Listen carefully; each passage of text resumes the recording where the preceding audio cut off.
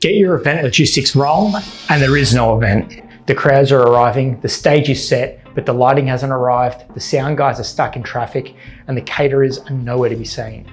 Nightmare, right? So today, I want to talk to you about why getting your logistics plan right is a non-negotiable when it comes to delivering successful pop-ups, brand activations, and experiential events. And I'm going to talk you through the 6 things that every logistics plan needs in order to produce an awesome event. I wanted to keep it to 5 things because it sounds better, but there's no shortcuts here, so I'm sticking with 6. My name is Terry, and I've been delivering custom builds for brands and activations for over 15 years now.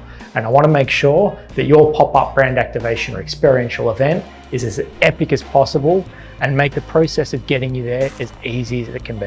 Whether it's a corporate lunch, a festival, or any other type of event for that matter, without a solid logistics plan, everything falls apart. I don't know if you've ever thought about this, but one of the most technically difficult events to plan logistics for, I reckon, would be the Sydney Mardi Gras. The Sydney Mardi Gras is a time of year where creativity meets celebration, and the floats take center stage for one of the most exciting events of the year. But have you ever thought about the logistical complexity it would take to pull off an event like this? Amongst all the beautiful colors and sparkles, the logistics plan is the thing that holds everything together. The layers to this plan would be insane. Road closures, council permits, police, paramedics, broadcast partners, security, the list goes on and on and on. And none of the things I just mentioned take into consideration the main centerpiece for the parade, the hundreds of floats that go down Oxford Street every year. Now, I want to be fully transparent with you. I've never been tasked with the responsibility of planning the logistics for this event as a whole, so I'm probably not the right person to be telling you how to do that. However, I have been responsible for putting together logistics plans for the custom floats that we build for the parade to get them there on time and create an awesome spectacle for everybody at the event. And it's trickier than you might think. In fact, the logistics planning for these floats are probably the most difficult part of the project, and that's why we work so closely with our clients to make sure that everybody's on the same page. And that's why I think the Mardi Gras is a really good example to talk you through how we put our logistics plans together. So let's get the ball rolling and talk about the 6, not 5, things that every logistics plan needs to deliver an amazing pop-up brand activation or experiential event. Number 1, timeline milestones. You need to know exactly where you need to be and when. And I'm not just talking about when everything needs to be finished, but I'm talking about all the steps that lead up to that moment. If you've ever heard me talk about scheduling before, you'll know that I always like to work backwards.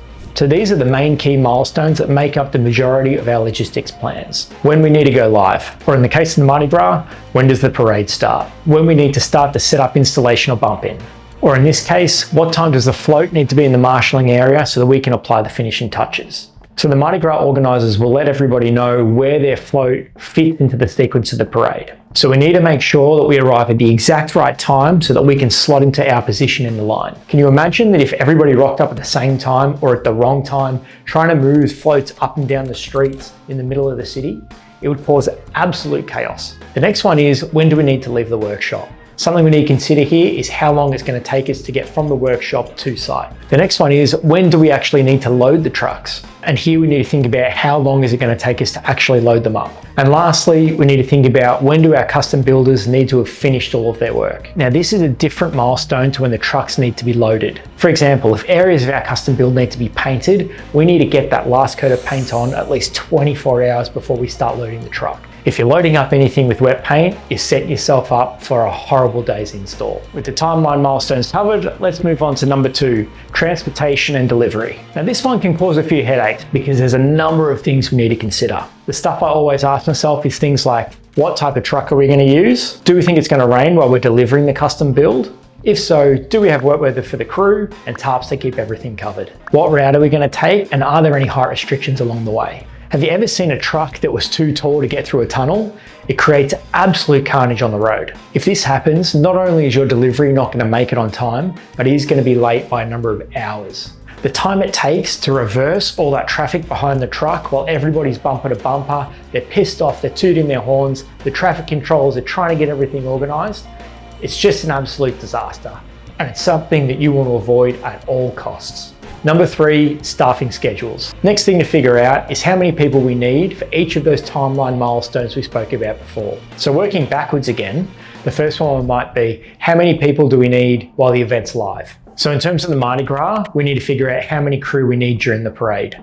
And when we do this, there's typically two things we need to consider. First one is, how many crew do we need to escort the float through the parade? And the second one is, how many crew do we need at the end of the parade to pack everything down and bring it back to the workshop? The next thing we need to figure out is how many people we need for the installation or bump in. Another thing you might not have thought about with Mardi Gras floats is a lot of the bells and whistles you see on them aren't actually allowed to be attached to them while they're driving from the workshop to the start of the parade. Many of the bells and whistles that you see on the floats can't actually be on them if they're traveling at 50 or 60 kilometers an hour.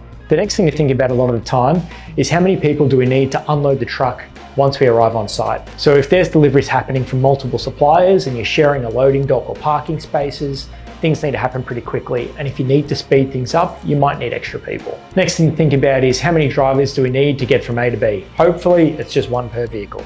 And lastly, how many people do we need to load all the trucks up before we leave the workshop? Number 4, setup sequences. If you've got multiple suppliers servicing your event, you need to make sure that everybody's doing their bit in the right order. No point in getting the sound and lighting stuff set up on your stage if the stage builders haven't finished their bit to begin with. In the case of the Mardi Gras, it's all about getting all of the floats in the right sequence for the parade. Number 5, contingencies. No matter how well you've planned everything, unexpected issues always arise. So it's always good to allow a little bit more time than you need for each task because it's going to give you a little bit of breathing room throughout the day. It's also good to come up with some alternative ideas to certain things in advance so that if anything happens, you can make decisions really quickly and effectively. This could be things like wet weather plans, alternative transport routes, additional staffing, or backup equipment. And lastly, number 6, key contacts. Every logistics plan should have a list of all of the key contacts, and everybody who's playing a part in the logistics should have access to it. The most common people on this list are going to be people like the event coordinator or project manager, the site supervisor,